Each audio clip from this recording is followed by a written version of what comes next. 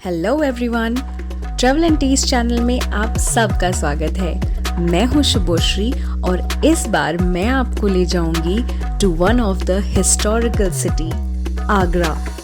यहाँ पे हम टूर करेंगे टू आगरा फोर्ट, फतेहपुर सीकरी और ताजमहल। तो बने रहिए मेरे साथ to watch this historical series. मेरी पहली डेस्टिनेशन थी आगरा फोर्ट, सो जो भी आगरा ट्रिप प्लान करे हो ये वीडियो ज़रूर देखना। यहाँ मैंने एक गाइड बुक की थी जिसने मुझे हर एक चीज़, हर एक लोकेशन बहुत अच्छे से डिस्क्राइब की थी। सो वीडियो को एंड तक ज़रूर देखिएगा and don't forget to make your next trip to Agra.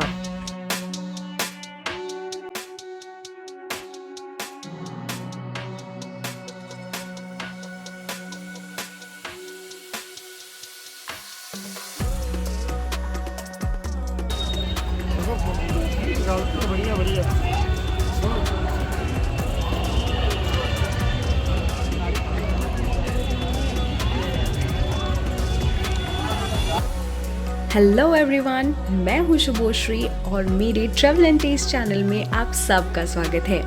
अभी मैं खड़ी हूँ आगरा फोर्ट में और इस बड़े से फोर्ट को बनाया था शहंशाह अकबर ने। आप देख सकते हो ये कितनी बड़ी फोर्ट है।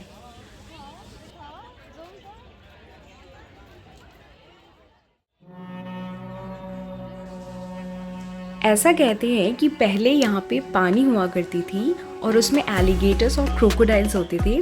सो जो भी दुश्मन इस यहाँ से फोर्ट पार करता था वो इस पानी में गिर जाता था। And they were eaten by them.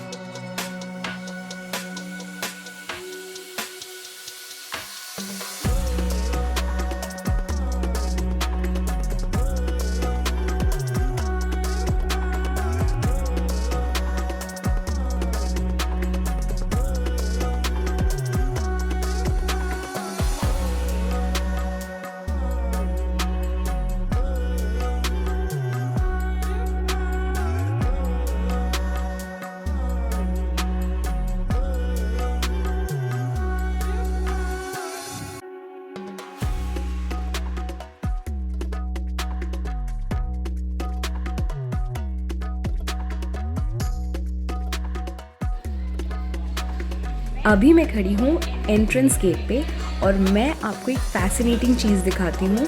ये ऊपर जो आप देख रहे हो ये एक झूमर है। ये पहले गोल्ड की हुआ करती थी, देन ब्रिटिशर्स केम, दे लूटेड और फिर इसे रिप्लेस कर दिया सिल्वर से। सो अभी जो है ये सिल्वर की बनी हुई है।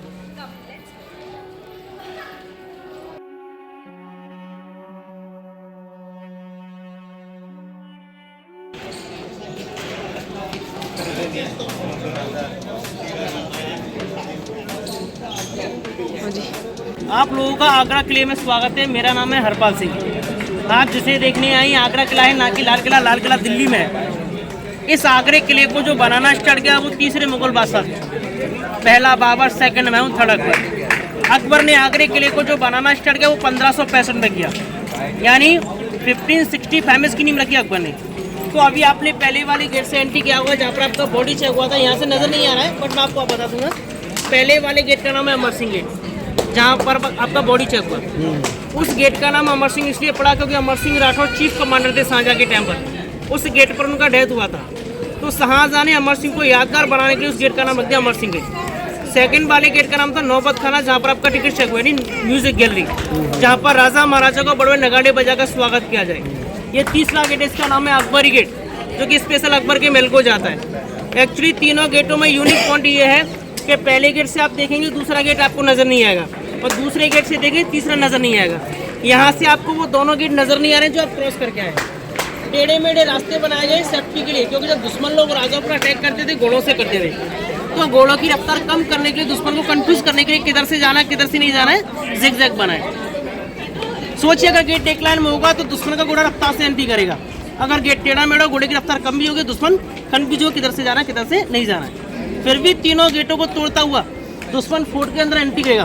तो ये स्लोप बना, स्लोप ये 75 फीट का ढलान है। ऊपर से मुगल आर्मी हैवी स्टोन गोल गोल पत्थर डाउन करेगी ताकि दुश्मन मर जाए, दब जाए, वापस हो जाए। अगर फिर भी दुश्मन पत्थरों से साइड में बचेगा, अपनी सेफ्टी करेगा। ये दीवारों के ऊपर दोनों साइडों में चैनल बने हुए हैं, एक तरफ से गर्म पानी और एक तरफ से गर्म तेल, घोड़ों के ऊपर बरसाने निकले ताकि घोड़े बेकाबू जरा वापस लौट जाए। ये जो पैरों पर लाइनिंग है ना, ये कोई डिजाइन नहीं है। राजा महाराजा होते थे, हाथियों पर घोड़ों पर सवारी वगैरह करते थे, उनके पैर स्लिप और ग्रिप बनाई हुई है। यहाँ पर क्लैपिंग करने पर एक साउंड होता है जिसे बोलते हैं इको साउंड। क्यों होता है? देखिए जब दुश्मन लोग राजा पर अटैक करते थे घोड़ों से करते थे, घोड़ों के पैरों में क्या होती है, लोहे की नाल, टक टक का साउंड होता है, तो पूरा फोर्ट गूंजेगा, तो राजा लोग को, आर्मी लोगों को पता चले दुश्मन लोगों ने अटैक कर दिया है। ओके, आगे चलेंगे महलों को अंदर। एग्जिट करेंगे, ये हमारा एग्जिट रहेगा। आगरा फोर्ट का जो एरिया है वो 2.5 किलोमीटर का एरिया है, यानी 2.5 किलोमीटर में ये पूरा फोर्ट बना हुआ है। वर्ग स्क्वायर में उसको नापेंगे तो 94 एकड़, जो कि अकबर के शासनकाल से 2 पार्टों में डिवाइड है। 75% ये आर्मी के अंदर में आता है अभी भी। मुगल टाइम पर मुगल आर्मी, ब्रिटिश टाइम पर British army, right now Indian time तो इंडियन आर्मी। आज के टाइम पर हमारा इंडियन आर्मी है इसके अंदर। ओके, उधर जाना अलाउ नहीं है। ओके, यहाँ से हम इन करेंगे जहांगीर महल से। आ जाओ।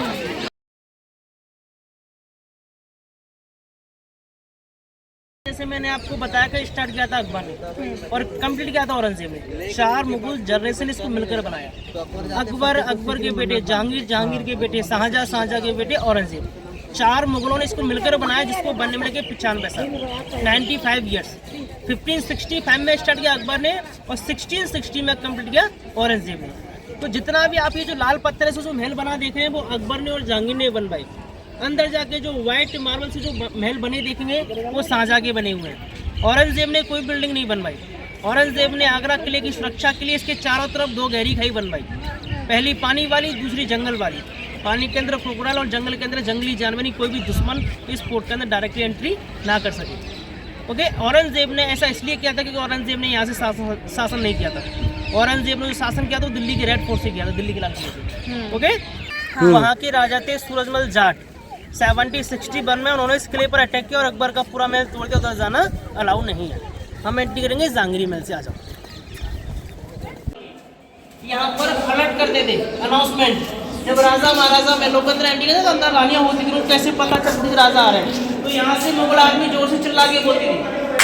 होता है दीन लाई मोहम्मद जलालुद्दीन अकबर पधार रहे हैं, तो अंदर रानी को पता चल राजा आ रहे हैं। ओके, ये दोनों सामने ड्रम स्वागत के लिए यहाँ पे वेलकम किया जाता है नगाड़े बजते और स्वागत इस तरह से करते हैं। मैंने आपको बताया कि जहांगीर का महल है, लेकिन इस महल को जो बनवाया वो अकबर ने बनवाया। किसके लिए? अपने बेटे जहांगीर के लिए। तो अकबर के शासनकाल में इस महल को जो यूज़ किया जाता है वो नाच गाने के लिए यूज़ किया जाता है। इस जगह को हम प्रॉपर बोलते हैं रंग महल, डांसिंग पैलेस, जहाँ पर मुजरा होता था। किसका? अनारकली का। तो आपने अनारकली के बारे में सुना होगा कि जिसको जिंदा चिनवा दिया गया था फतेहपुर सीकरी के लिए। सिर्फ अनारकली के लिए था ये मुजरा करती थी। अच्छा। ओके, और मुजरा तब होता जब कोई दूसरे फोर्ट का राजा यहाँ पर गेस्ट बन कर आता था, तो उनके मनोरंजन के लिए यहाँ पर मुजरा होता था, तो यहाँ पर वो मुजरा करती थी। तो राजा होते थे वहाँ से बैठ कर मुजरा को देखती थी, जो ऊपर ना छतरी से बनी हुई है ना। हाँ, ये राजा इन छोटी छोटी विंडो बनी थी ना, इसके अंदर रानी और रानी के जैसे पर्दे यूज़ किए जाते थे, रानी सबको देख सके। लेकिन रानी को, क्योंकि मुगल जो होते थे वो रानी को पर्दों के अंदर रखते, पर्दों को बाहर लिखते थे। ये गेस्टों के लिए ना सेम सिंहासन बनवाए गए चारों तरफ गेस्टों के। उसमें राजा रानियों के लिए, गेस्टों के लिए होते थे। ओके, अगर कोई चीफ आता था, जैसे कि मैंने आपको बताया कि अकबर के शासनकाल में अपने यहाँ नाच गाना होता था, लेकिन ये जहांगीर का रहने का घर था, जो कि रहने के तौर पर उसको यूज़ करते थे। सामने उसका ओपन बेडरूम है, ओपन बेडरूम कैसे उस जमाने में दरवाजे पर्दे डले होते थे। जितने भी आपको दरवाजे लगे दिख रहे हैं आज के टाइम पर ब्रिटिश टाइम का चढ़ाए हुए दरवाजे, मुगल टेम्पल पर्दे होते हैं मार्बल। ओके, लाइब्रेरी बनी हुई है सामने। लाइब्रेरी है किसके लिए? सलीम के लिए, जहांगीर के लिए। उसकी 2 हॉबीज थी, पहला पेंटिंग बनाने का शौक था, शराब पीने का शौक। जो भी कुछ बचा वो दिल्ली के म्यूजियम के अंदर रखा हुआ है, जैसे तलवारें, भाले, कपड़े, पेंटिंग, जो कुछ जो है दिल्ली के म्यूजियम के अंदर है। एक्चुअली पहले इस कोटा म्यूजियम यहीं पर था, लेकिन वो दिल्ली के अंदर शिफ्ट कर दिया क्योंकि यहाँ से ज़्यादा व्यू दिल्ली के अंदर आता है। एक लाइब्रेरी बनी उनके लिए। सामने डाइनिंग हॉल है जहाँ पर राजा महाराजा बैठकर खाना खाया करते थे। इसके बैक साइड में किचन बनी हुई है, लेकिन किचन को आर्कियोलॉजी वालों ने बंद कर दिया क्योंकि अंदर से पूरी डैमेज पड़ी है। काम चल रहा है, बाद में ओपन की जाएगी। यानी आज के समय पर आगरा फोर्ट को जो मेंटेन करता है ना, वो ESI डिपार्टमेंट है, आर्कियोलॉजिकल सर्वे ऑफ इंडिया। तो अंदर मेंटेनेंस चल रहा है, बाद में ओपन की जाएगी। ये सामने जोधाबाई का मंदिर है। जोधाबाई के बारे में आप लोगों ने सुना होगा कि जोधाबाई जो थी हिंदू धर्म से बिलोंग करती थी, जो कि राधा कृष्ण की बहुत बड़ी भक्त थी, जो कि तैमूरी वंश में उन्होंने शादी की। यानी मुगल जो थे वो तैमूरी थे, तैमूरी वंश में शादी की, लेकिन धर्म परिवर्तन नहीं किया। वो सनातनी बनकर रही, तो अकबर ने भी उनके लिए एक मंदिर बनवा के दिया। ये फतेहपुर में भी तो एक एक्चुअली फतेहपुर में उनका अलग पैलेस है। जब जोधाबाई ने शादी की थी ना, तो उन्होंने अपना अलग पैलेस बनवाया। वहाँ पर कुछ दिनों के लिए रहे थे, लेकिन पानी की शॉर्टेज थी ना, यहीं पर शिफ्ट हो गए वो मतलब पानी की शॉर्टेज में फिर ये बना। मतलब हाँ। पहले फतेहपुर पहले ये बना था, जब जोधाबाई से शादी की तो फिर वो बनवाया। तो वहाँ पर कुछ दिनों के लिए रहे, पानी की शॉर्टेज थी, फिर यहीं पर शिफ्ट हो गए। अच्छा ओके, तो इससे जो बड़ा मंदिर ना फतेहपुर सीकरी के अंदर बना हुआ है, क्योंकि जोधाबाई का जो प्रॉपर जो पैलेस है ना फतेहपुर सीकरी, यहाँ पर नहीं है। यहाँ पर था वो अकबर का महल टूट गया, किसी थोड़ा सूरज बन गया। तो इसके अंदर राधा कृष्ण की मूर्ति थी सोने की, लेकिन आज के टाइम पर नहीं है। अकबर, जहांगीर और शाहजहां 3 राजा के शासन काल तक ये मंदिर बना रहा, लेकिन जब औरंगजेब का शासन है ना, तो औरंगजेब ने मूर्तियों को बाहर निकलवा कर मंदिर को बेडरूम टाइप में कन्वर्ट कर दिया, क्योंकि औरंगजेब जो था अपने धर्म के प्रति कट्टर था, वो किसी धर्म को नहीं मानता। तो आप लोगों ने औरंगजेब के बारे में सुना कि औरंगजेब ने कई मंदिरों को डैमेज कर कई मस्जिदें बनवाई। तो ऐसा उसने इसके लिए टेम्पल के साथ किया और ऐसे फतेहपुर सीकरी के मंदिर के साथ। ओके, आगे चलेंगे उस जमाने में एसी रूम कैसे बनाए जाते थे। आगे ये जो फ्रेम बने हुए थे ना, ऐसी बनी हुई थी चारों तरफ, बट ये इधर के निकल गया पत्थर।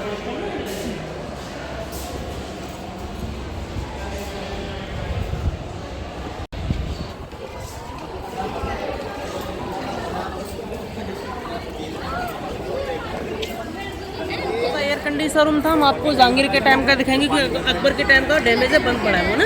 हम आपको ये जहांगीर के टाइम जो ये वाली बंद पड़ी है। हाँ, ये बंद पड़ी है, कुछ भी नहीं है।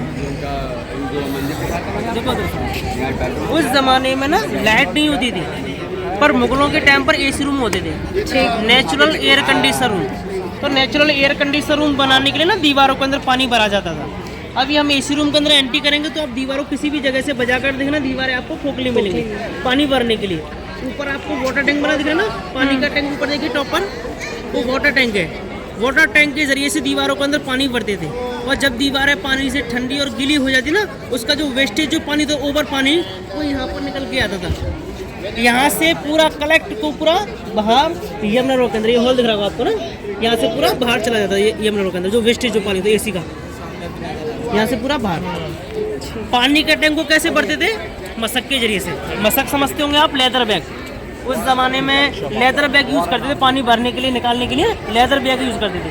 तो लेदर बैग के जरिए से पानी के टैंक को फुल करके फिर दीवारों के अंदर पानी छोड़ते थे। ये जो नाली बनी है ना, नाली जो बनी दिख रहा है, इस नाली के सूत पर ना इधर आओ,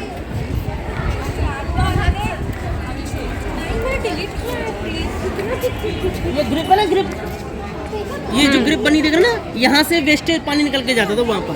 जब दीवारों के अंदर से पानी निकल के आएगा ना, तो डस्ट के साथ में आएगा। डस्ट को हमको यहीं पर क्लियर करना है, डस्ट हमको वहाँ पर नहीं पहुँचानी है। अगर हम डस्ट वहाँ पर पहुँचाएंगे तो जो हॉल है ब्लॉक हो जाएगा। ग्रिप के अंदर से पानी फ्लावर के अंदर पानी ऐसे राउंड करेगा, गोल गोल घूमेगा। जब पानी गोल गोल घूमता है ना, पानी का जो डस्ट होता है वो नीचे जम जाता है, क्लियर पानी ऊपर आ जाता है। तो क्लियर पानी वहाँ पर, डस्ट यहीं पर। आओ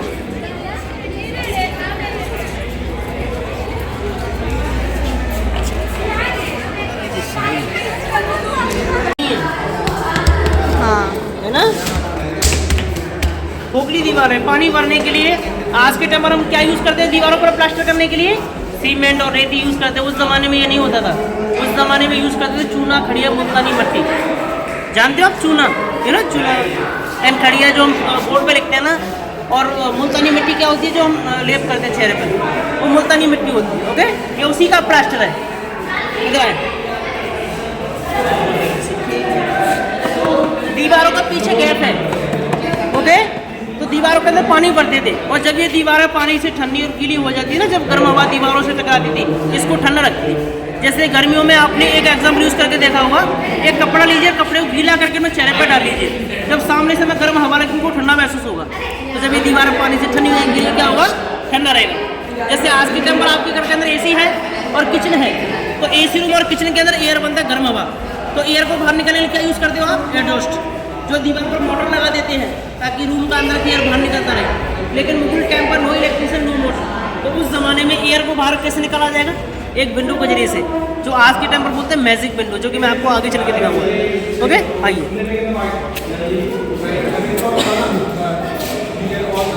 एक यहाँ पर एक यूनिक पॉइंट ऐसा होता है कि जो हमारे जो बूढ़े बड़े बोलते हैं ना, आराम से बोलो, दीवारों के भी कान होते हैं, यहाँ पर हम कोने पर बोलेंगे और वहाँ पर कान लगे, दीवारों से हम बातें कर सकते हैं।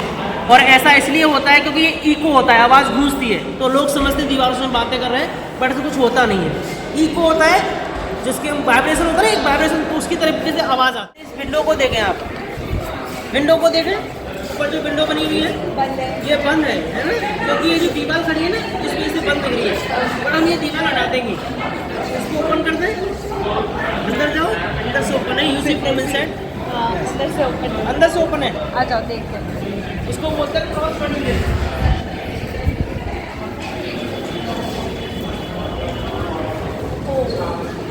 सी खुली हुई है,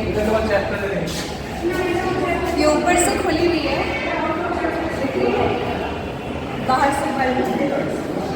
ये क्रॉस वेंटिलेशन है, एयर वगैरह बाहर निकालने के लिए। आज के टाइम पर हम मोटर यूज़ करते हैं, उस ज़माने में मोटर वगैरह नहीं होते थे, तो ये क्रॉस ऐसे तरीके से यूज़ करते हैं एयर वगैरह बाहर निकालने के लिए। अब इसके जरिए से एयर बाहर कैसे निकलेगा, ये भी एक क्वेश्चन है।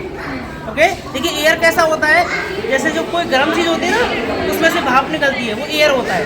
तो जो गर्म हवा होती है वो भाप जो होती है ऊपर उठती है, तो अंदर जो एयर बनेगा वैसे करके निकल जाएगा, और इधर का एयर रुक जाएगा। हाँ, इधर का एयर रुक जाएगा, ठीक है ना, ये क्रॉस वेंटिलेशन है। तो ये वाइट मार्बल से है जो शाहजहाँ ने बनवाया। शाहजहाँ की बीवियाँ थी 3, अकबरी, फतेहपुर और मुमताज़, लेकिन सल्तनत आगे बढ़ाई एक रानी से, किससे, सिर्फ मुमताज़ से। ओके, तो मुमताज़ को, मतलब मुमताज़ तो ऐसे ही बोलते प्यार से, लेकिन उसका जो रियल नेम था अर्जुमंद बानो बेगम था। क्या था, अर्जुमंद बानो बेगम।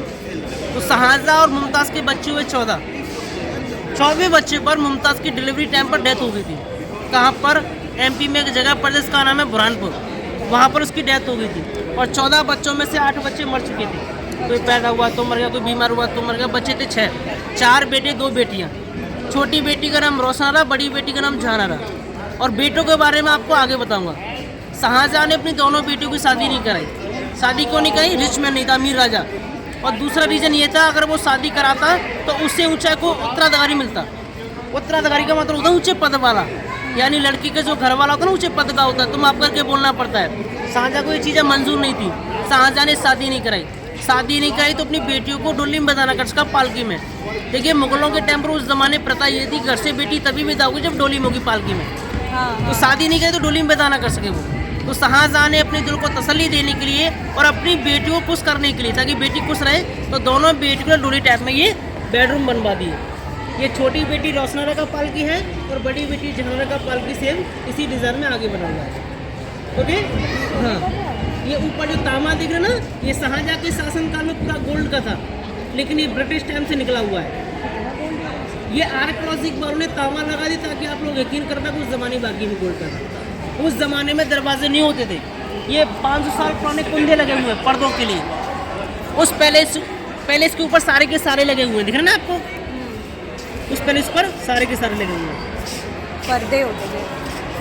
आगे चलेंगे शाहजहाँ और मुमताज़ के बेडरूम के अंदर। जितनी बड़ी आगरा फोर्ट है उतनी ही बड़ी है मेरी वीडियोस। सो वीडियोस को मैंने कन्वीनियंस के लिए पार्ट्स में डाला है। सो बाकी वीडियो देखने के लिए चैनल पे बने रहें। अगर आपको मेरी वीडियोस अच्छी लगी है so please like, share, comment and subscribe. इससे मुझे बहुत मोटिवेशन मिलता है। Till then keep watching, take care.